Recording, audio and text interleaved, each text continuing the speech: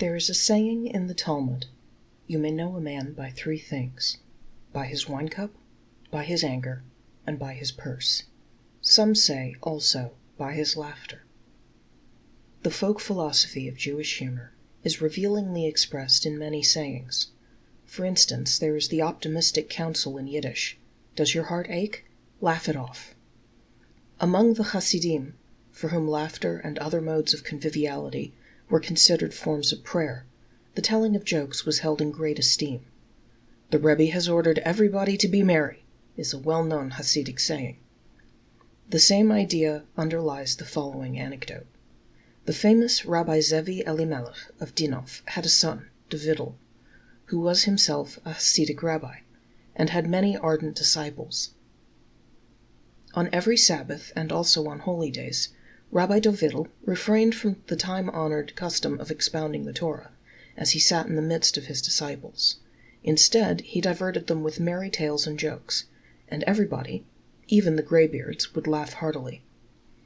Once, Rabbi Yechiel Halberstam was paying him a visit, and he was amazed at Rabbi Davidel's odd carryings-on. "Who ever heard," he began indignantly, "that a tzaddik and his disciples should behave in such an outrageous way? A fine thing indeed to celebrate God's Sabbath with nonsense, funny stories and jests.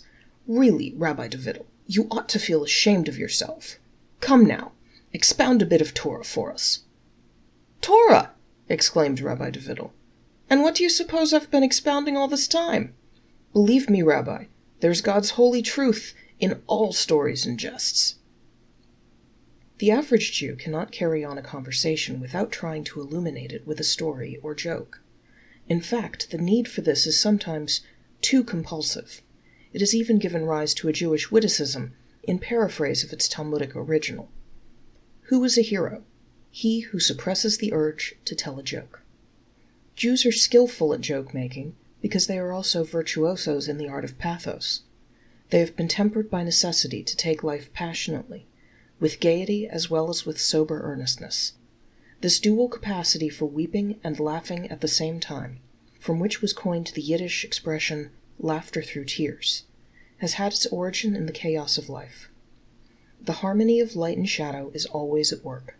The same experiences which have made the Jew realistic and thoughtful have also exposed to his ironic eye the foolishness and incongruities of the human comedy. It is one of the wholesome defense mechanisms by which he is enabled to keep a balanced outlook. Like every thoughtful tragedian from Dionysus down, he has taught himself how to laugh. Perhaps most important of all, he has learned how to laugh at himself. This has made it easier for him to take himself and his troubles less seriously, and thus help remove the sting from an unjust fate. Jewish jokes and witticisms are not just fun-loving and laugh-provoking. They are frequently bitten with the acid of satire, and are permeated by a philosophy of gentle ruefulness, which is a commentary on the limitations inherent in life and mankind. We find these same elements in Don Quixote and Sancho Panza, and in Shalom Aleichem's droll but tragic Tevye and Menachem Mendel. The psychologic trait of self-irony in Jews led Freud to remark in Wit and its relation to the unconscious. This determination of self-criticism may make clear why it is that a number of the most excellent jokes should have sprung into existence from the soil of Jewish national life. There are stories which were invented by Jews themselves and which are directed by Jewish peculiarities. I do not know whether one often finds a people that makes so merry, unreservedly, over its own shortcomings. One outstanding feature of Jewish humor is its preoccupation with characterization and its relative unconcern with mechanical wordplay. Human beings are not viewed en masse by the Jewish folk mind in jokes and tales, but are highly individualized, probed into psychologically, and rounded out with all their peculiarities and foibles. By this means they cease being just amusing mannequins, but become instinct with life. Everybody is thus able to recognize his own common humanity with theirs. Probably no other folklore can parade such a large variety of distinctive, humorous characters as the Jewish. Jewish humor is seldom savage or cruel, but genial, tongue-in-cheek, and philosophic. To be sure, it holds up to ridicule foolishness, boorishness, avarice, hypocrisy, and humbug. It gleefully exposes smug ignorance and the hollow pride of caste. Yet it is rarely marked by self-righteousness. By and large, it reveals a tolerance of human frailties. Certainly, not all Jewish jokes are funny. As with all humor, they require a critical and selective approach. A large body of so-called Jewish dialect jokes are not Jewish at all, but the confections of anti-Semites who delight in ridiculing and slandering the Jews. About this type of joke, Freud has said, "The Jewish jokes made up by non-Jews are nearly all brutal buffooneries, in which the wit is spoiled by the fact that the Jew appears as a comic figure to a stranger. The Jewish jokes which originate with Jews admit this, but they know their merits as well as their real shortcomings." The overtones of satire, irony, and quip we hear even in the Hebrew Bible. For example, there is the gay mockery of the prophet Elijah as he listens to the idol-worshipping soothsayers of Baal, invoking their god morning, noon, and night. "O Baal, hear us!" To this, the rational-minded Elijah remarks tauntingly, "Cry louder, for he is a god. He is perhaps talking or walking, or he's on a journey, or perhaps he sleeps and must be awakened." We also find satire and irony in the prophets, especially in the writings of Amos and Isaiah. With matchless skill, they lay bare the weaknesses and the follies of their contemporaries. They satirize the hypocrite, the miser, the skinflint, the profligate, the coquette, the self-satisfied, and the self-righteous. It is from this acid portraiture that much of Jewish folklore found its inspiration and themes. The fables, parables, anecdotes, and sayings in the Talmud and Midrash were rich in those very characteristics with which we associate Jewish humor today. Laughter is a universal bond that draws all people closer. Jewish humor contains every variety of laughter: bitter and sweet, and also bittersweet laughter, ironic, scornful, and rapier-like laughter, gentle, world-weary laughter, tongue-in-cheek, skeptical, and wry laughter, wise laughter turned deprecatingly against oneself, and not least the turbulent and lusty laughter of the earthy, the infectious belly laughter which shakes body, mind, and emotions, an affirmation of the will to joy. The liveliness and the many-sidedness of Jewish humor make it possible for everyone to find in it that which will suit his taste. It is a treasury in which lies stored up 3,000 years of a people's laughter.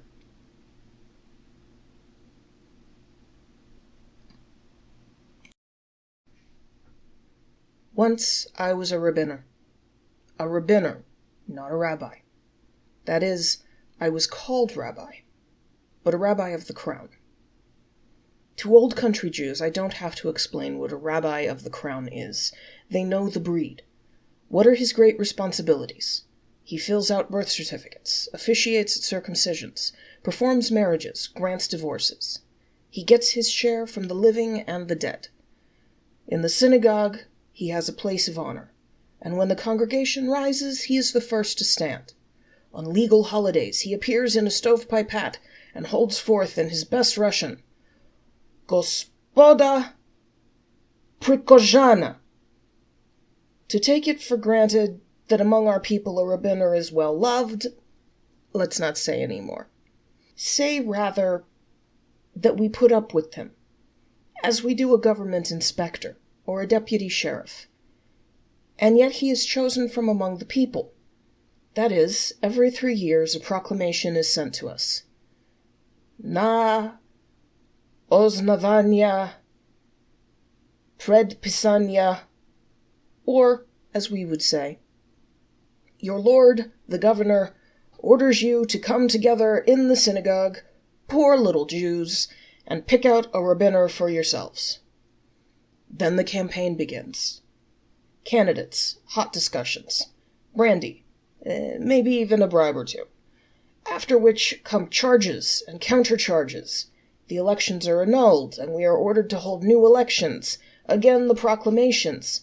Na osnavanja pred pisania. Again, candidates, discussions, party organizations, brandy, a bribe or two. That was the life. Well, there I was, a rabbiner in a small town in the province of Poltava. But I was anxious to be a modern one. I wanted to serve the public. So I dropped the formalities of my position and began to mingle with the people. As we say, to stick my head into the community pot.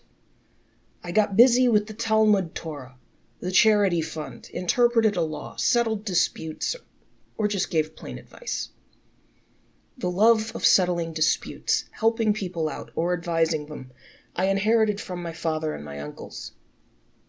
They, may their memories be a blessing, also enjoyed being bothered all the time with other people's business. There are two kinds of people in the world. Those that you can't bother at all, and others whom you can bother all the time. You can climb right on their heads, naturally, not in one jump, but gradually. First you climb into their laps, then onto their shoulders, then their heads, and after that you can jump up and down on their heads and stamp on their hearts with your heavy boots as long as you want to.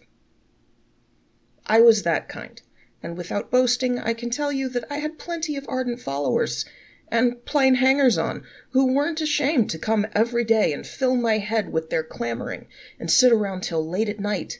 They never refused a glass of tea or cigarettes. Newspaper and books they took without asking. In short, I was a regular fellow. Well, there came a day. The door opened, and in walked the very foremost men of the town, the sparkling best, the very cream of the city. 4 householders, men of affairs, you could almost say real men of substance. And who were these men? 3 of them were the Troika. That was what we called them in our town, because they were together all the time, partners in whatever business any one of them was in. They always fought. They were always suspicious of each other, and watched everything the others did, and still they never separated, working always on this principle. If the business is a good one, and there is profit to be made, why shouldn't I have a lick at the bone too? And on the other hand, if it should end in disaster, you'll be buried along with me and lie with me deep in the earth. And what does God do? He brings together the 3 partners with a 4th one. They operate together a little less than a year and end up in a brawl. That is why they're here. What had happened? Since God created thieves, swindlers, and crooks, you never saw a thief, swindler, or crook like this one. That is the way the 3 old partners described the 4th one to me. And he, the 4th, said the same about them. Exactly the same, word for word. And who was this 4th one? He was the quiet little man, a little innocent-looking fellow with thick, dark eyebrows, under which a pair of shrewd, ironic little eyes watched everything you did. Everyone called him Nachman Lekach.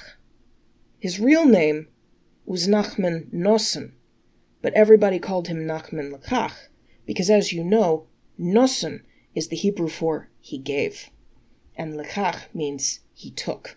And in all the time we knew him, no one had seen him give anything to anyone, while at taking no one was better.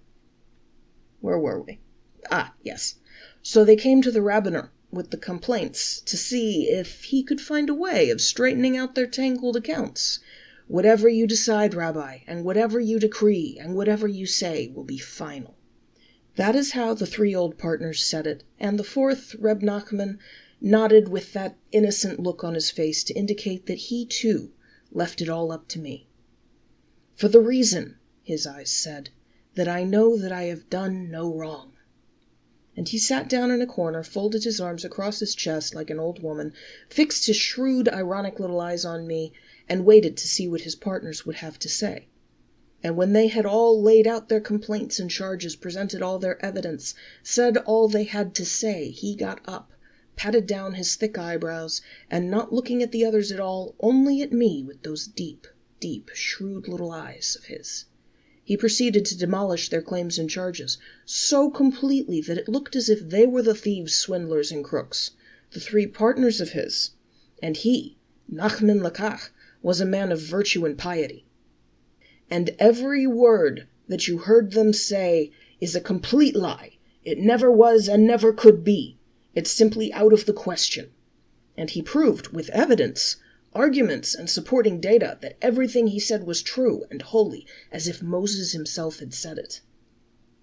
All the time he was talking, the others, the Troika, could hardly sit in their chairs.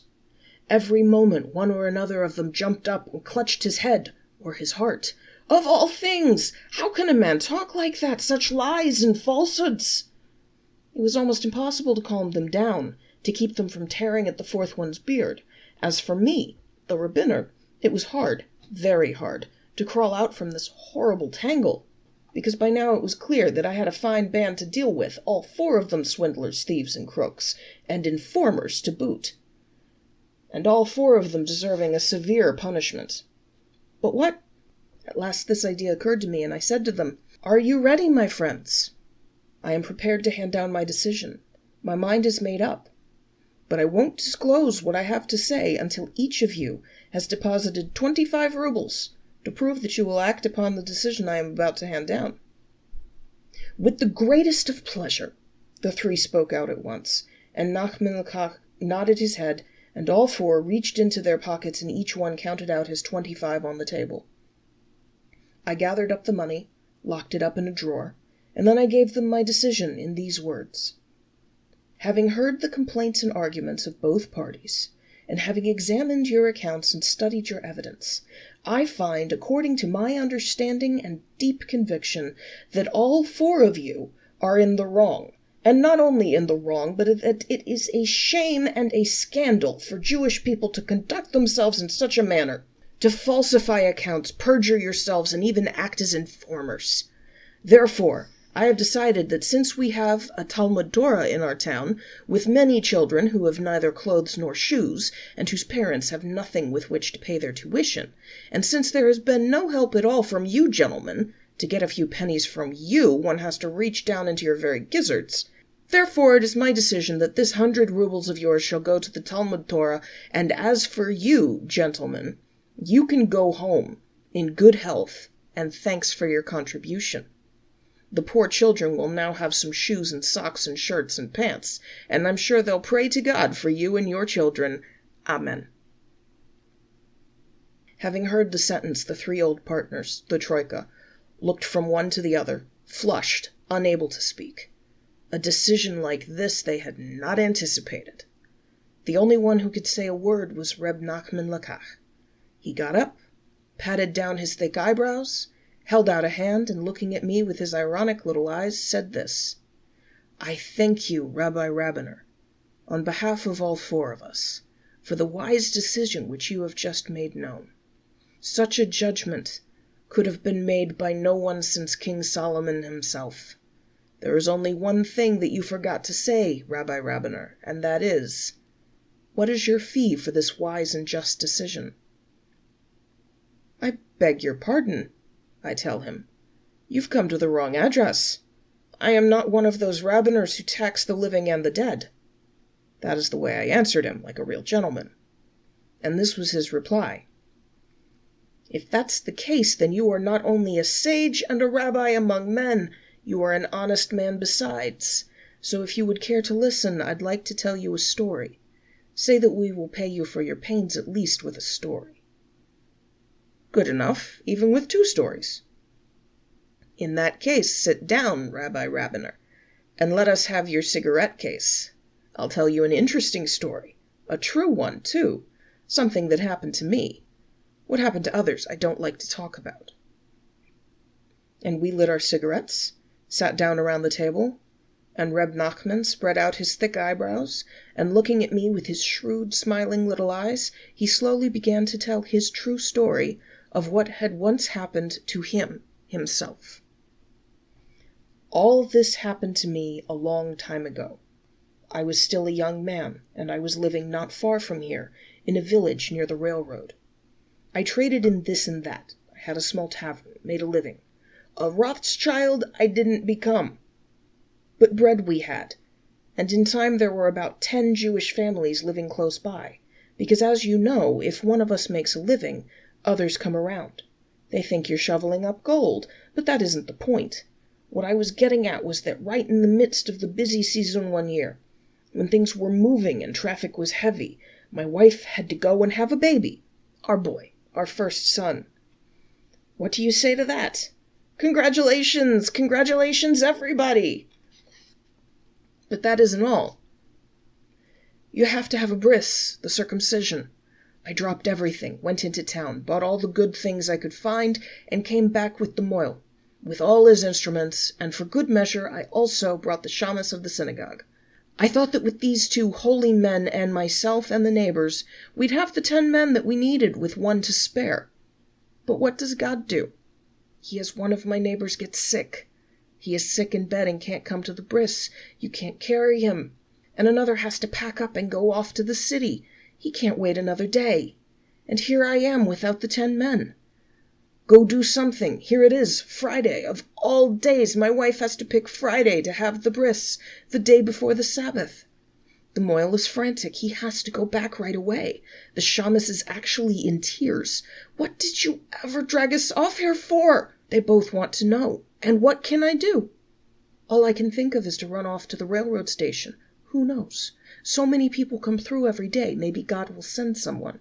And that's just what happened. I come running up to the station. The agent has just called out that a train is about to leave. I look around. A little roly-poly man carrying a huge traveling bag comes flying by, all sweating and out of breath, straight toward the lunch counter. He looks over the dishes. What is there a good Jew can take in a country railroad station? A piece of herring, an egg.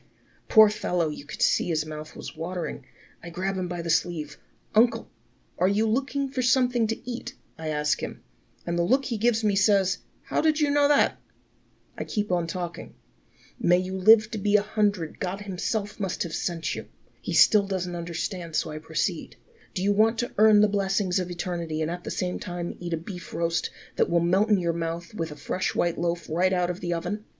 He still looks at me as if I'm crazy. Who are you? What do you want? So I tell him the whole story. What a misfortune had overtaken us. Here we are, all ready for the bris. The moil is waiting, the food is ready, and such food. And we need a 10th man. "What's that got to do with me?" he asks, and I tell him, "What's that got to do with you?" "Why, everything depends on you. You're the 10th man. I beg you. Come with me. You will earn all the rewards of heaven and have a delicious dinner in the bargain." "Are you crazy?" he asks me, "or are you just out of your head? My train is leaving in a few minutes and it's Friday afternoon, almost sundown. Do you know what that means? In a few more hours the Sabbath will catch up with me and I'll be stranded." "So what?" I tell him. "So you'll take the next train, and in the meantime you'll earn eternal life and taste a soup with fresh dumplings that only my wife can make." Well, I make the story long. I had my way. The roast and the hot soup with the fresh dumplings did their work. You could see my customer licking his lips. So I grab the traveling bag and I lead him home, and we go through with the bris. It was a real pleasure. You could smell the roast all over the house. It had so much garlic in it. A roast like that, with fresh, warm twist, is a delicacy from heaven. And when you consider that we had some fresh dill pickles and a bottle of beer and some cognac before the meal and cherry cider after the meal, you can imagine the state our guest was in. His cheeks shone and his forehead glistened. But what then? Before we knew it, the afternoon was gone. My guest jumps up. He looks around, sees what time it is, and almost has a stroke. He reaches for his traveling bag. "Where is it?" I say to him, "What's your hurry? In the first place, do you think we'll let you run off like that before the Sabbath? In the second place, who are you to leave on a journey an hour or two before the Sabbath? And if you're going to get caught out in the country somewhere, you might just as well stay here with us." He groans and he sighs. How could I do a thing like that to him? Keep him so late? What did I have against him? Why hadn't I reminded him earlier? He doesn't stop bothering me. So I say to him, "In the first place, did I have to tell you that it was Friday afternoon? Didn't you know it yourself? And in the second place, how do you know? Maybe it's the way God wanted it. Maybe he wanted you to stay here for the Sabbath so you could taste some of my wife's fish. I can guarantee you that as long as you've eaten fish, you haven't eaten fish like my wife's fish, not even in a dream." Well, that ended the argument. We said our evening prayers, had a glass of wine, and my wife brings the fish to the table. My guest's nostrils swell out, a new light shines in his eyes, and he goes after that fish as if he hadn't eaten a thing all day. He can't get over it. He praises it to the skies. He fills a glass with brandy and drinks a toast to the fish. And then comes the soup, a specially rich Sabbath soup with noodles. And he likes that too. And the tzimmus also. And the meat that goes with the tzimmus, a nice fat piece of brisket. I'm telling you, he just sat there licking his fingers. When we're finishing the last course, he turns to me. "Do you know what I'll tell you? Now that it's all over, I'm really glad that I stayed over for Shabbos. It's been a long time since I've enjoyed a Sabbath as I've enjoyed this one." "That's how you feel. I'm happy," I tell him. "But wait. This is only a sample. Wait till tomorrow. Then you'll see what my wife can do." And so it was. The next day, after services, we sit down at the table. Well, you should have seen the spread. First, the appetizers. Crisp wafers and chopped herring, and onions and chicken fat with radishes and chopped liver and eggs and gribbinus. And after that, the cold fish and the meat from yesterday's tzimmus, and then the jellied neat's foot, or fisnoga, as you call it, with thin slices of garlic. And after that, the potato cholent, with the kugel that has been in the oven all night, and you know what that smells like when you take it out of the oven and take the cover off the pot, and what it tastes like. Our visitor could not find words to praise it. So I tell him, "This is still nothing. Wait until you have tasted our borscht tonight. Then you'll know what good food is." Daddy laughs out loud. A friendly laugh, it is true, and says to me, "Yes, but how far do you think I'll be from here by the time your borscht is ready?" So I laugh even louder than he does and say, "You can forget that right now. Do you think you'll be going off tonight?" And so it was.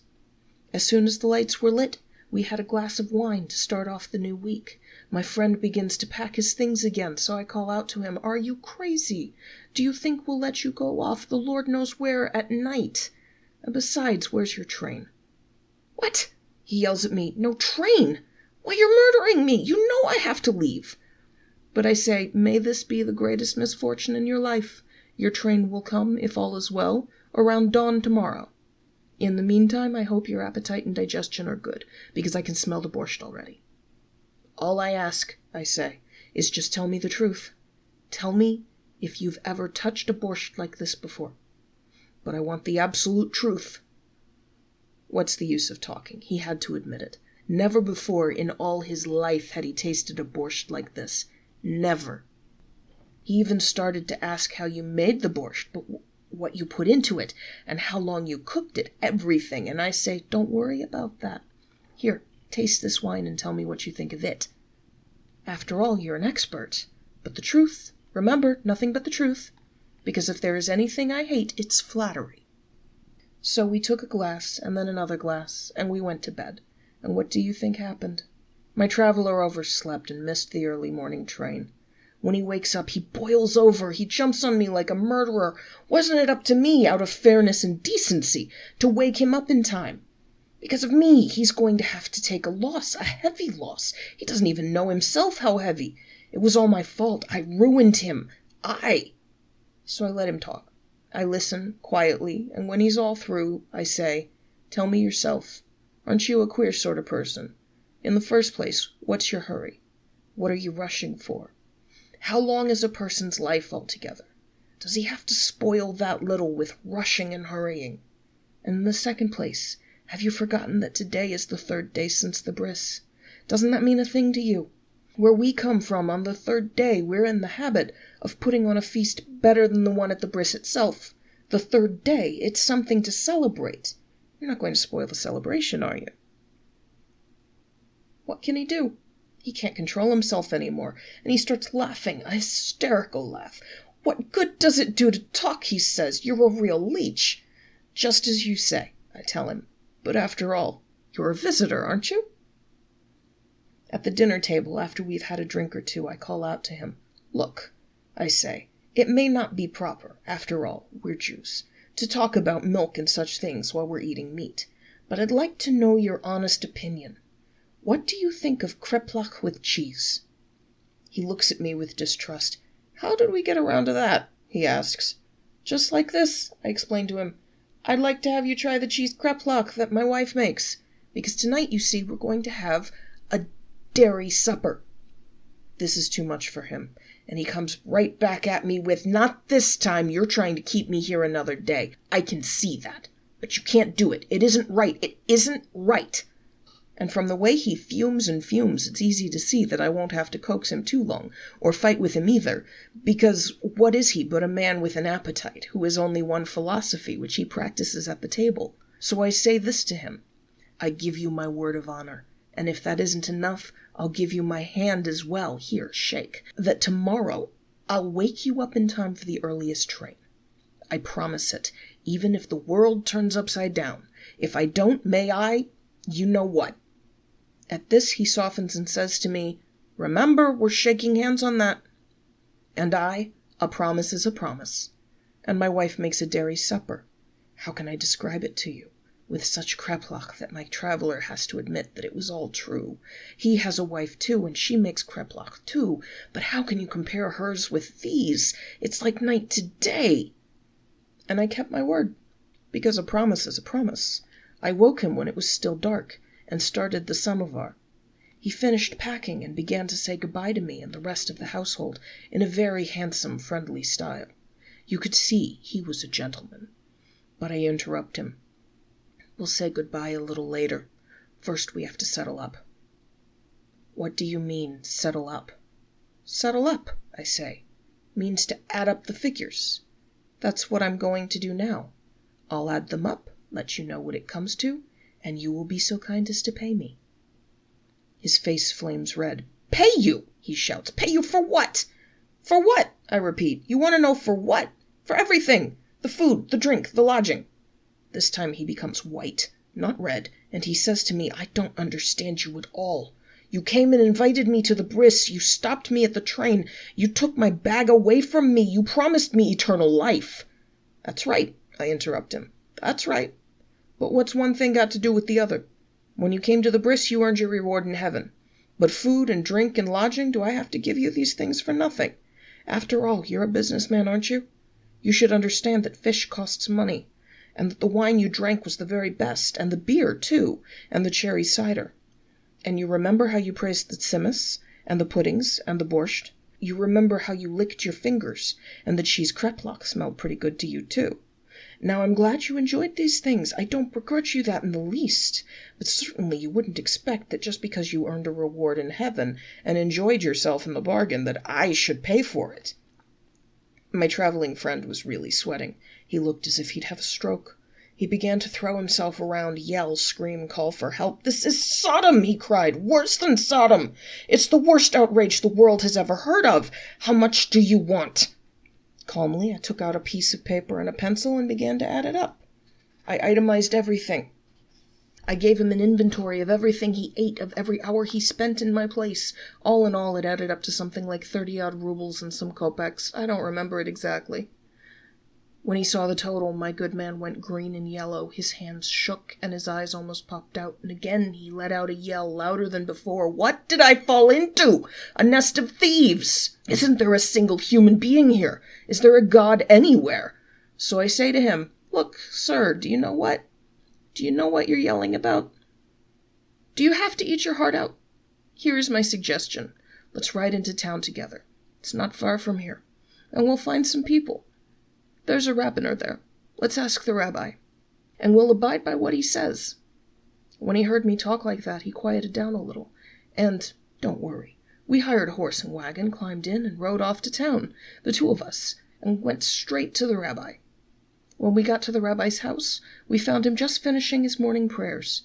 He folded up his prayer shawl and put his phylacteries away. "Good morning," we said to him. And he, "What's the news today?" "The news? My friend tears loose and lets him have the whole story. Everything from A to Z. He doesn't leave a word out. He tells how he stopped at the station, and so on and so on. And when he's through, he whips out the bill I had given him and hands it to the rabbi. And when the rabbi had heard everything, he says, 'Having heard one side, I should now like to hear the other.' And turning to me, he asks, "What do you have to say all that?" I answer, "Everything he says is true. There's not a word I can add, only one thing I'd like to have him tell you. On his word of honor, did he eat the fish, and did he drink the beer and cognac and the cider? And did he smack his lips over the borscht that my wife made?" At this, the man becomes almost frantic. He jumps and he thrashes about like an apoplectic. The rabbi begs him not to boil like that, not to be so angry, because anger is a grave sin. And he asks him again about the fish and the borscht and the kreplach, and if it was true that he had drunk not only the wine, but the beer and cognac and cider as well. Then the rabbi puts on his spectacles, looks the bill over from top to bottom, checks every line, and finds it correct.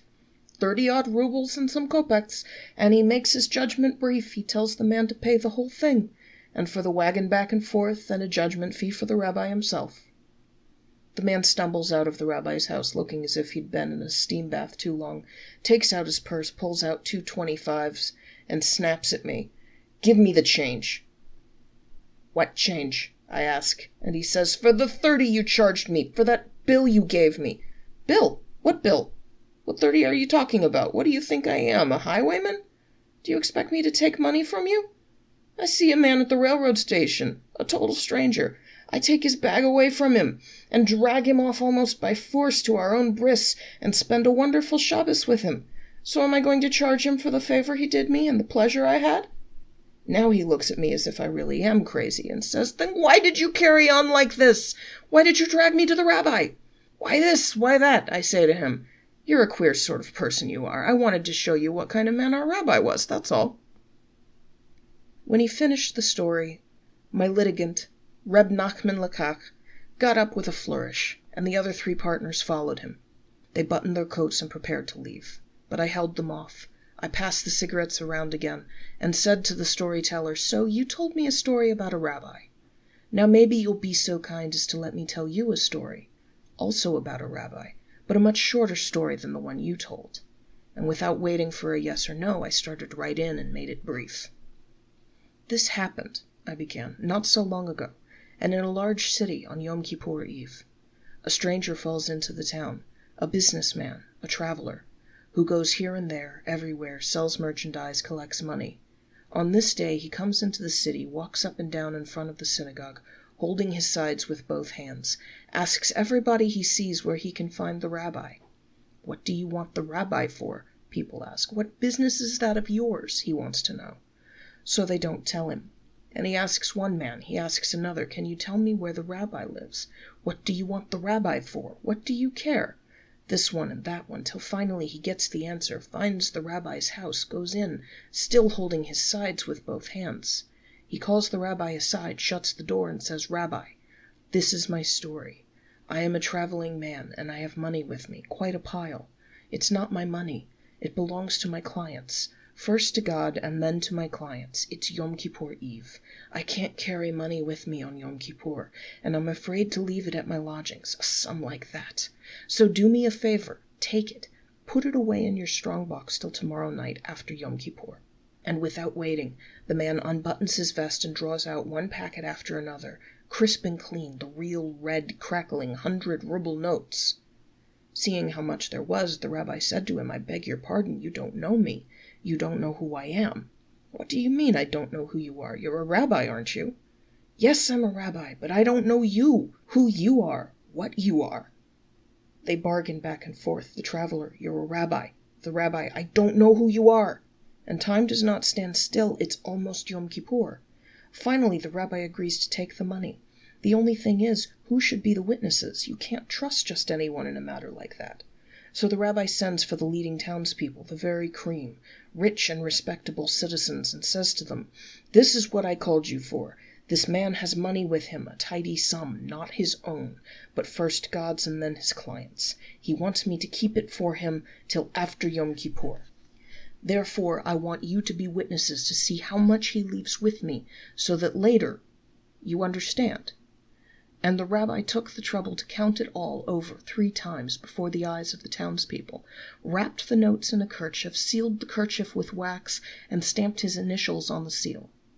He passed this from one man to the other, saying, 'Now look, Here is my signature, and remember, you're the witnesses." The kerchief with the money in it he handed over to his wife, had her lock it in a chest and hide the keys where no one could find them.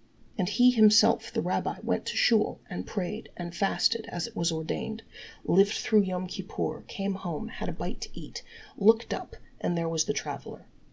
"Good evening, Rabbi." "Good evening. Sit down. What can I do for you?" "Nothing. I came for my package."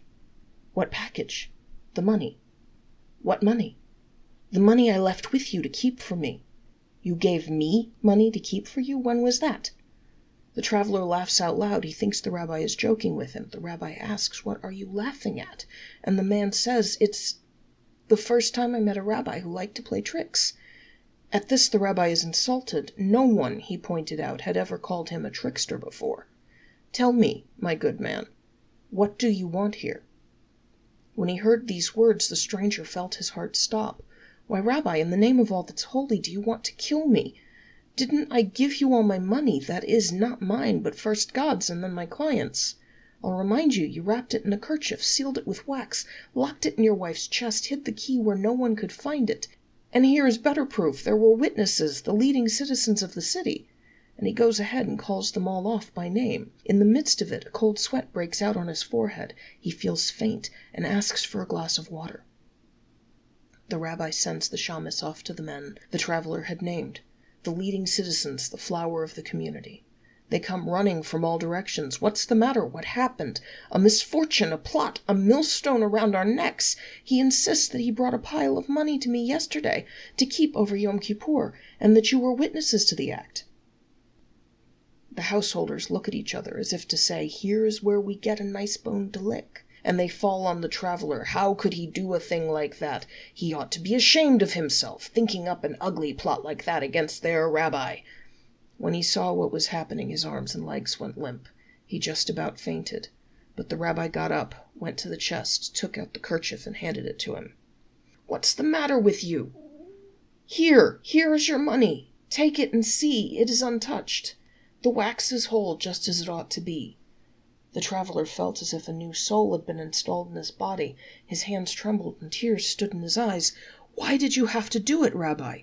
Why did you have to play this trick on me? A trick like this?" "I just wanted to show you the kind of leading citizens we have in our town."